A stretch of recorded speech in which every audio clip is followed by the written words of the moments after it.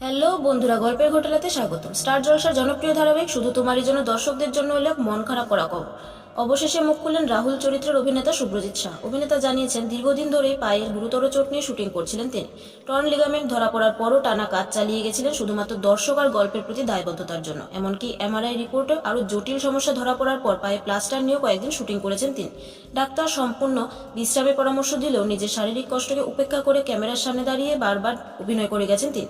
শুভ্রজিতের কথায় প্রথম প্রোমোর আগেও কপালে চোট পেয়েছিলেন, স্টিচ নিয়ে শুটিং করেছিলেন, এমনকি সমুদ্রের মাঝে ঝুঁকিপূর্ণ দৃশ্য শুটিং করেছেন শুধুমাত্র একটি নিখুঁত শটের জন্য।